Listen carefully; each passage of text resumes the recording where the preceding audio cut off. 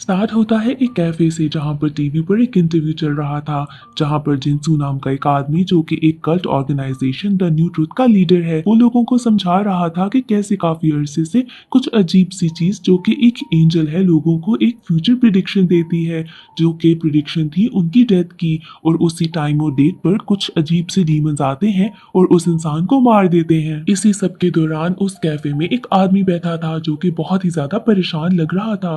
वो time to time अपने mobile पर टाइम चेक कर रहा था और जैसे ही 120 होते हैं, तीन डीमंस वहां पर आकर उसे मारने की कोशिश करते हैं।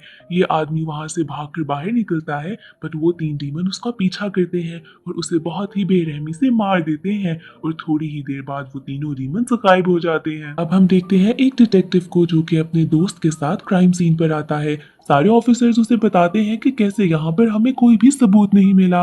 अब साथ ही एक सेमिनार चल रहा था जहाँ पे जिनसू लोगों को बता रहा था कि ये सारा गॉड एक्ट है और वो लोग जिन्होंने अपनी लाइफ में बहुत कुछ बुरा किया है, जैसे कि कोई मर्डर किया हो, किसी को नुकसान पहुंचाया हो या रेप किया हो, ऐसी हरकतों की वजह से वो पनिश हो रहे हैं। डिटेक्टिव जिनसू के पास आकर उससे इंफॉर्मेशन लेता है, जिसके बाद वो बताता है कि कैसे ये सारा गॉड एक्ट है और पुलिस को इसमें इंटरफेयर नहीं करना चाहिए। अब साथ ही डिटेक्टिव को यहाँ पर अपनी बेटी नजर आती है, जिसके बाद जिनसू बताता है कि आपकी बेटी मेरी यहाँ पर एक वॉलंटियर है और अगर आपको पसंद नहीं तो आप इसको लेकर जा सकते हैं। साथ ही वो अपने बचपन की स्टोरी भी बताता है कि कैसे मैं एक ऑर्फन था और बहुत सालों से ऑर्फनेज में रह रहा था। उसने अपनी पूरी जिंदगी सिर्फ मौत की ख्वाहिश में गुजारी थी, जिसके बाद वो सिर्फ ये चाहता था कि लोगों को ना पता चले कि उसने अपनी जान दे दी है और इस मकसद के लिए वो तिब्बत गया था। पर वहां पर उसने यही तीन क्रीचर्स एक आदमी को मारते हुए देखे थे, जिसके बाद वो समझ गया था कि ये सारा गॉड एक्ट है और गॉड की मर्जी के बगैर कुछ भी नहीं हो सकता।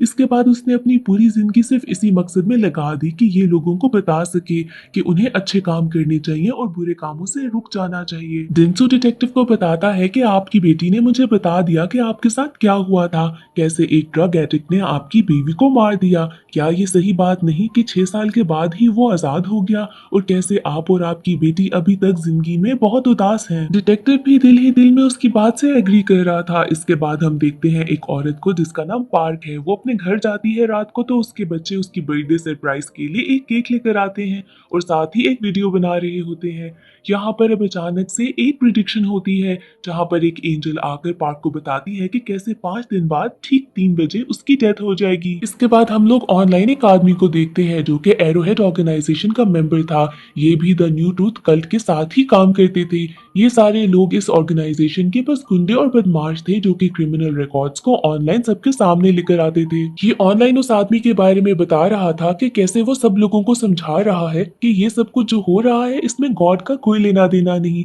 और ये बात एरोहेड के बिल्कुल अगेंस्ट थी। इसलिए ये लोग उस आदमी को पकड़कर बहुत ही ज्यादा मारते हैं। जिसके बाद ये नॉवेलिस्ट अपनी लॉयर मिन के साथ जाता है डिटेक्टिव के पास। मिन डिटेक्टिव को बताती है कि कैसे एरोहेड के लोग अपने बिलीव्स को पूरा करने के लिए किसी भी हद तक पहुंच जाएंगे।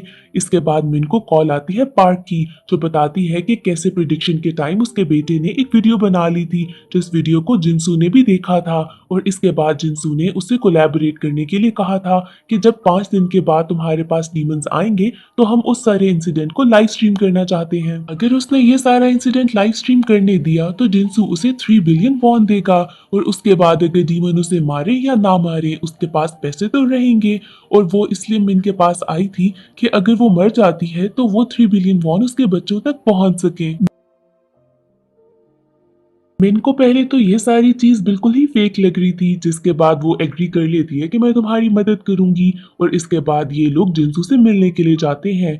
मिन जिनसू से कहती है कि ये चीज डील होनी चाहिए कि इन लोगों की आइडेंटिटी किसी के सामने ना जाए, और जिनसू इस बात से एग्री कर लेता है। जिसके बाद वो पार्क से कहता है कि मुझे बताओ तुमने लाइफ में ऐसा क्या किया है जिसकी वजह से डीमंस तुम्हारे पीछे आ रहे हैं। पर यहाँ पर मिन कहती है कि तुम्हें इस चीज का जवाब देने की कोई जरूरत नहीं। इस सब में मिन डिटेक्टिव को भी इन्वॉल्व कर लेती है। डिटेक्टिव मिन से पूछता है कि तुम इसके बच्चों के साथ क्या करोगी। मिन बताती है कि मैं इन्हें इनके कजन के पास भेज दूंगी। अब डिटेक्टिव का जो फ्रेंड था वो एरोहेड को फॉलो करता था, और इसीलिए उसने पार्क और उसके बच्चों की इंफॉर्मेशन ऑनलाइन लीक कर कर दी थी। जिसके बाद पार्क कॉल करती है मिन को और बताती है कि कैसे सारे लोगों को उनकी इन्फॉर्मेशन मिल चुकी है। जिसके बाद वो इन बच्चों को कनाडा भेज देते हैं। अब डिटेक्टिव को अपनी बेटी की कॉल आती है जो उसे बताती है कि मैं अपनी दोस्त के घर स्टे कर रही हूँ, बल्कि इनफैक्ट वो रियलिटी में जिंसू के साथ थी।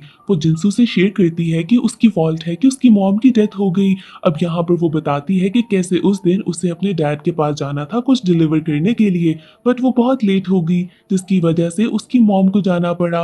और ऐसे ही रास्ते में एक ड्रग एडिक्ट ने उसकी मॉम को मार दिया और ये सारा ब्लेम वो खुद पे लेती थी। ये सब सुनने के बाद जिंसू डिटेक्टिव की बेटी को अपने साथ लेकर जाता है और वहां पर वही ड्रग एडिक्ट था जिसने उसकी मॉम को मारा था। अब डिटेक्टिव की बेटी को बहुत गुस्सा आता है और वो जाकर उस ड्रग एडिक्ट को बेहोश कर देती है।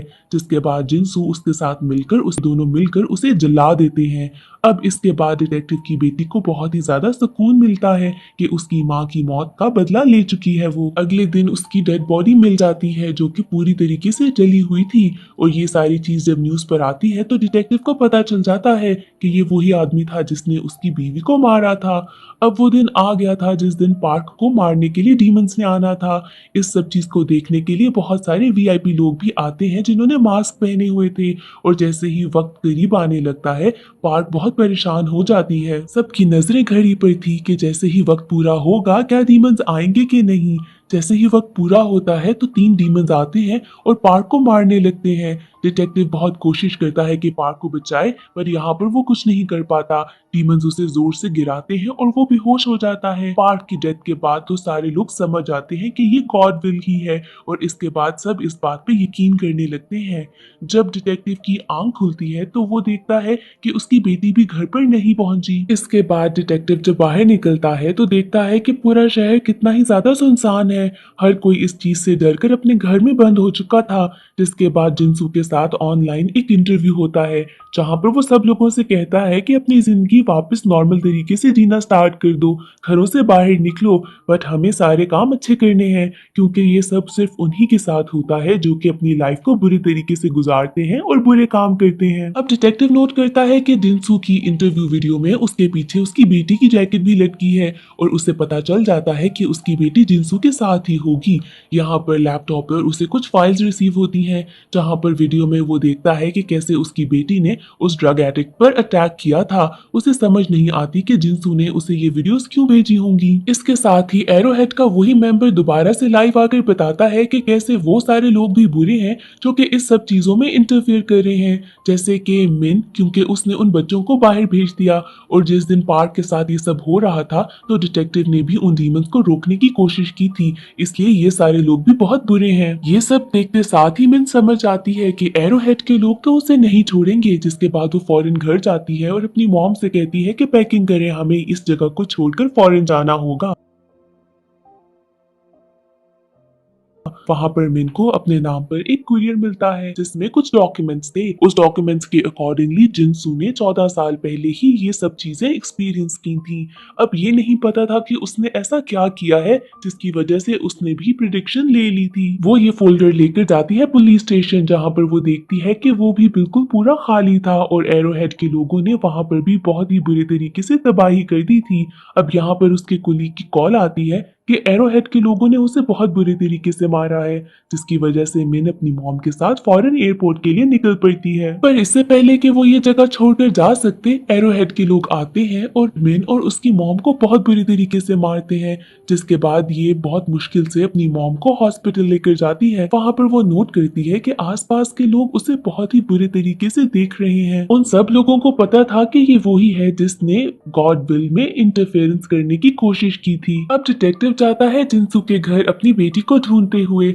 वहां पर उसे जिंसू नहीं मिलता और बाहर बहुत सारे लोग थे जो कि जानते थे कि ये वही डिटेक्टिव है जिसने पार्क को बचाने की कोशिश की थी।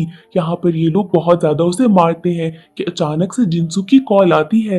डिटेक्टिव सब लोगों को बताता है कि जिंसू की कॉल है और सब लोग उसे मारना छोड़ देते हैं। जिसके बाद जिंसू उसे बताता है कि मेरे बताए हुए एड्रेस पर आ जाओ। अब दूसरी तरफ हम देखते हैं कि मिन जाती है उसी आदमी के पास जिसने वो पार्सल भेजा था। वो आदमी कहता है कि मेरे पास वो सारा इंटरव्यू है जिसमें जिनसू ने अपनी सारी रियलिटी बताई थी, बट वो ये सब कहकर वो चीज डिलीट कर देता है। मिन जब उससे पूछती है कि तुमने ये डिलीट क्यों किया, तो वो कहता है कि जिनसू कुछ दिन पहले मेरे पास आया था। उसने मुझे एक ऑफर दी कि मैं तुम्हें द न्यू ट्रूथ का लीडर बना दूंगा अगर तुमने मेरे सारे डॉक्यूमेंट्स को डिलीट कर दिया। अब इसके बाद मिन भी वहां से जाने लगती है और बाहर उससे बहुत सारे लोग मिलते हैं जो कि उसे मारने लगते हैं। वो इतनी ज्यादा जख्मी हो जाती है जिसके बाद वो लोग उसे एक जगह पर छोड़ के भाग जाते हैं। अब डिटेक्टिव पहुंचता है उस लोकेशन पे जो कि जिनसू ने उसे भेजी थी। वहां पर जिनसू खुद डिटेक्टिव का वेट कर रहा था। जब डिटेक्टिव आता है तो जिनसू उसे कहता है कि मेरी प्रिडिक्शन भी हो चुकी है 14 साल पहले और मेरी प्रिडिक्शन का टाइम 10 मिनट बाद खत्म होने वाला है, जिसके बाद डीमंस मुझे भी आके मार देंगे। बट मुझे नहीं पता कि मैंने ऐसा क्या किया था जिसकी वजह से मुझे प्रिडिक्शन मिली। पूरी जिंदगी मैंने उस वजह को ढूंढने में लगा दी और इसी वजह से मैंने पूरी जिंदगी बहुत डर कर जी है और शायद इसी वजह से मैं अच्छे काम करता रहा। अब मैं भी ये चाहता हूँ कि पूरी दुनिया में लोग डर कर जिंदगी गुजारें और अच्छे काम करें ताकि बुराई यहाँ से खत्म हो जाए। डिटेक्टिव बहुत ज्यादा गुस्से में था। वो पूछता है कि मेरी बेटी कहाँ है। जिनसू कहता है कि तुम घबराओ नहीं, वो घर पर तुम्हारा वेट कर रही है। अब तुम्हारे पास दो ऑप्शंस हैं, या तो तुम मेरी मौत की वीडियो बनाकर अपलोड कर दोगे तो मैं तुम्हारी वीडियो भी अपलोड कर दूंगा जिसमें तुम्हारी बेटी उस ड्रग एडिक्ट को मार रही है, या तो सेकंड ऑप्शन ये है कि जब मैं मर जाऊं तो तुम मेरी बॉडी को कहीं ठिकाने लगा दो और किसी को भी पता ना चले कि मेरे साथ भी ऐसे हुआ है। अब जैसे ही 10 मिनट पूरे होते हैं हम देखते हैं कि कैसे वहां पर डीमंस आते हैं और जिनसू को मार देते हैं। अब इसके बाद उसकी बॉडी को ठिकाने लगाकर डिटेक्टिव पहुंचता है अपने घर जहां पर उसकी बेटी उसका वेट कर रही थी। स्टोरी शिफ्ट हो जाती है 4 साल के बाद की, जहां पर लोग तो इस बात पे यकीन करने लगे थे, इवन के डीमंस के बहुत ज्यादा जगहों पर स्टैचूज भी बन गए थे। हम यहाँ पर देखते हैं कि एक कैंपिंग वीडियो चल रही थी जो कि ये कल्ट ही चला रहा था। उसमें उन सारे लोगों को बताया जा रहा था कि जो लोग अपनी प्रिडिक्शंस को छुपा रहे हैं ताकि यहाँ पर आकर उनको मारा ना जाए, उन लोगों को सामने आना चाहिए और अपनी स्टोरी खुलकर बतानी चाहिए। अब यहाँ पर एक प्रोडक्शन टीम थी लेकिन वीडियो एडिटिंग कुछ खास पसंद नहीं आई थी। अब एडिटिंग का काम दिया जाता है मिस्टर बे को जो कि खुद इस काम से बहुत तंग आ चुका था। अभी रिसेंटली उसका एक न्यूबॉर्न बेबी हुआ था और वो अब तक उससे मिल भी नहीं पाया था। उसकी कुछ तबीयत ठीक नहीं थी इसलिए उसको इंटेंसिव केयर में रखा गया था। अब यहाँ पर वो दोबारा से एडिटिंग करने के लिए अपने दोस्त के पास जाता है पर वो डेस्क पर नहीं था। बे को वहां पर एक विजिटिंग कार्ड मिलता है जिसके पीछे एक एड्रेस भी था किसी फिशिंग स्पॉट का। साथ ही उसका दोस्त आता है। बे उसे कहता है कि चलो दोबारा से एडिटिंग के लिए, पर उसका दोस्त बहाना करता है कि मुझे मेरी बीवी के पास जाना है तो तुम ये काम अकेले कर लो। उसका दोस्त थोड़ा परेशान लग रहा था। साथ ही उसकी वाइफ की कॉल आ जाती है। वो बे से कहती है कि मैं तुम्हें एक वीडियो बना कर देती हूँ तुम्हारे न्यूबॉर्न बेबी की, जिसके बाद वो इंटेंसिव केयर में जाती है क्योंकि उसके बेबी की तबीयत कुछ खास ठीक नहीं थी। वहां पे वो कैमरा ऑन करती है और साथ ही उसके बेबी को प्रिडिक्शन मिल जाती है कि कुछ अरसे बाद उसकी भी डेथ हो जाएगी। प्रिडिक्शन के अकॉर्डिंगली उसके बेबी की डेथ 5 दिन के बाद हो जाएगी। अब यहाँ पर बे को उसकी फ्रेंड की वाइफ की कॉल आती है जो बताती है कि काफी दिनों से उसका हस्बैंड कुछ अजीब बिहेव कर रहा था। अब ये सुनने के बाद बे उसी फिशिंग स्पॉट के एड्रेस पे जाता है जहाँ पर उसे नजर आता है कि उसका दोस्त रो रहा था। वो उसको आवाज देता है तो उसका दोस्त भागने लगता है। अब यहाँ पर बे अपने दोस्त को पकड़ता है तो वो रोने लगता है और बताता है कि कैसे उसे भी कुछ अरसे पहले एक प्रिडिक्शन हुई थी। वो ये नहीं चाहता था कि न्यू ट्रूथ कल्ट के लोगों को पता चले कि उसको भी प्रिडिक्शन मिली है क्योंकि उसकी डेथ के बाद ये लोग इसकी फैमिली को बहुत तंग करेंगे। इसीलिए इसने इस फर्म को कॉन्टैक्ट किया था ताकि इसके मरने के बाद ये लोग इसकी बॉडी को कहीं छुपा दें और इसकी फैमिली को पता ना चले और ये लोग तो खुद सारे प्रूफ मिटाकर कोई बहाना बना देंगे। अब साथ ही टाइम अप होता है और डीमंस आकर बे के दोस्त को मार देते हैं। साथ ही सूडो फर्म के लोग आते हैं और यहाँ इसकी बॉडी और सारे प्रूफ को मिटा देते हैं। एक प्रोफेसर आता है और बे से कहता है कि यहाँ पर अब जो कुछ भी हुआ था तुम इस बात को भूल जाना। ये लोग बे को बेहोश करके एक सुनसान सी जगह पर छोड़ आते हैं। बे को होश आता है तो वो एक हॉस्पिटल में था। यहाँ पर उसकी उसकी वाइफ उसे कॉल करके अपने पास बुलाती है। बे जब उसके पास आता है तो उसे पता चलता है कि उसके न्यू बॉर्न बेबी को भी प्रिडिक्शन मिल चुकी है। दूसरी तरफ न्यू ट्रूथ कल्ट के लीडर भी उस सीन पर पहुंच जाते हैं जहां पर लेक पर बे के फ्रेंड को मारा गया था। वहां पर उन्हें सूडोलो फर्म का कार्ड मिलता है। यहाँ पर एक लड़की आकर लीडर को बताती है कि कैसे उन्हें एक और सिनर का पता चल गया है। ये लोग उस सिनर के पास जाते हैं ताकि उसकी भी वीडियो बना सकें। वो सिनर इनको बताता है कि यहाँ पर मैं भी एक सूडोलो फर्म के साथ काम कर रहा था, क्योंकि मैं भी चाहता था कि मेरी मौत के बाद ये लोग सारे प्रूफ मिटा दें। इसके बाद न्यू ट्रूथ कल्ट के लोग एक मीटिंग बुलाते हैं ताकि इस चीज को डिस्कस किया जा सके। यहाँ पर मीटिंग में कल्ट के लीडर को पता चलता है कि सूडोलो फर्म की ओनर है लॉयर मिन। ये वही लॉयर थी जिसको पहले इन लोगों ने मार दिया था, पर वो मरी नहीं थी, जिंदा है। यहाँ पे कल्ट के लीडर को लगता है कि मिन तो गॉड का मजाक उड़ा रही है, इसलिए इस नई फर्म के सारे लोगों को पकड़कर लेकर आना है। दूसरी तरफ बे को बहुत परेशानी थी। वो अपने ऑफिस जाता है और उसी प्रोफेसर को ढूंढने की कोशिश करता है जिसने उस क्राइम सीन के ऊपर उससे सब कुछ भूल जाने को कहा था। यहाँ पर बहुत मुश्किलों से उसे एड्रेस मिलता है और वो उससे मिलने के लिए जाता है, क्योंकि उसे ये बात समझ नहीं आई थी, क्योंकि अगर प्रिडिक्शन सिर्फ उन लोगों को मिलती है जिन लोगों ने गुनाह किया था, तो उसके न्यू बॉर्न बेबी को कैसे प्रिडिक्शन मिल गई। यहाँ पर प्रोफेसर बे को बताता है कि ये बात बिल्कुल गलत है और सिर्फ सिनर्स ही को प्रिडिक्शन नहीं मिलती। बे यहाँ पर प्रोफेसर से कहता है कि मुझे आपकी मदद की जरूरत है, जिसके बाद ये लोग मिलते हैं लॉयर मिन से। मिन उसे बताती है कि कैसे ये सारा काम जिनसू ने बहुत साल पहले स्टार्ट किया था, पर 4 साल पहले उसकी भी मौत हो चुकी थी। सब लोगों को लगता है कि सिर्फ सिनर्स के साथ ही ये होता है, और इस बात को प्रूव करने के लिए कि ये सब कुछ गलत है, उन्हें बहुत ही अच्छे प्रूफ की जरूरत है। मिन यहाँ पर बे से कहती है कि अगर वो अलाउ करे तो ये लोग उसके बेबी की लाइव ब्रॉडकास्ट कर सके, ताकि सारे लोगों का डाउट क्लियर हो, क्योंकि ये सिर्फ सिनर्स के साथ नहीं हो रहा। अब ये बात सुनकर तो बे बहुत ज्यादा गुस्से में आता है और इन सब लोगों पे चिल्लाने लगता है। मिन यहाँ पर बे को थोड़ी तसल्ली देती है और बताती है कि कैसे तुम्हारी मर्जी के बगैर कुछ किया नहीं जाएगा। साथ वो ये भी बताती है कि कैसे 4 साल पहले पार्क की लाइव ब्रॉडकास्ट को वो रोक नहीं पाई और हर एक को यकीन हो गया कि ये सारा काम गॉड का ही है, और अब इसलिए वो मिन खुद को ही ब्लेम करती है। प्रोफेसर साथ बताते हैं कि उनकी भी एक बेटी थी।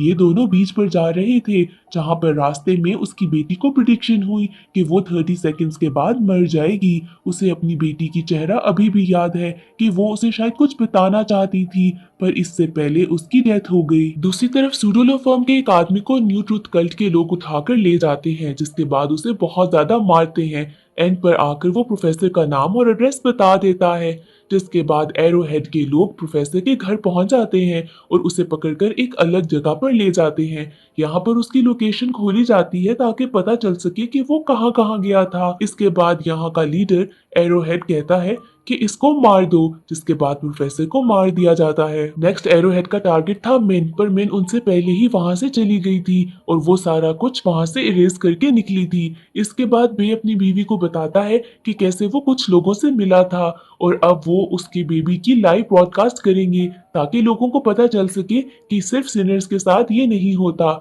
यहाँ पर उसकी वाइफ बहुत ज्यादा रोती है। बे अपनी वाइफ को समझाता है कि अगर ऐसा ना हुआ तो वो इसको एक एक्सीडेंट की तरह दिखा देंगे। अब नेक्स्ट डे बे देखता है कि टीवी पर दिखा रहे हैं कि न्यू ट्रूथ कल्ट के लोगों ने प्रोफेसर को मार दिया है। साथ ही टीवी पर इस फर्म के बारे में भी बता दिया जाता है। अब ऐसे ही बे कॉल करता है मिन को और बताता है कि कैसे प्रोफेसर को मार दिया गया है। मिन बे से कहती है कि वो अपनी वाइफ के साथ ही रहे। जब वो अपनी वाइफ को कॉल करता है तो उसकी वाइफ अपने बेबी को लेकर न्यू ट्रूथ कल्ट के लोगों के पास जा रही थी, क्योंकि वो जानना चाहती थी कि उसके बेबी के साथ ऐसा क्यों हो रहा है। बे की वाइफ जब वहाँ के लीडर के पास जाती है और उसे वो वीडियो दिखाती है जहाँ पर उसकी बेबी की प्रिडिक्शन हुई थी, तो वो बहुत ही ज्यादा ब्लैंक हो जाता है और कहता है कि इन्हें हर केस के बारे में नहीं पता चलता। जिसके बाद वो वीडियो लेकर बाकी सारी टीम के पास जाता है। वहाँ पर डिस्कशन होती है कि अगर ये वीडियो वायरल हो गई तो लोगों को उन पर यकीन नहीं रहेगा कि कैसे एक बेबी के साथ भी ये सब कुछ हो रहा है। जिसके बाद वो बेबी को बे की वाइफ से अलग करने की कोशिश करते हैं। न्यू ट्रूथ कल्ट की बिल्डिंग में बहुत सारे रिपोर्टर्स भी पहुंच जाते हैं,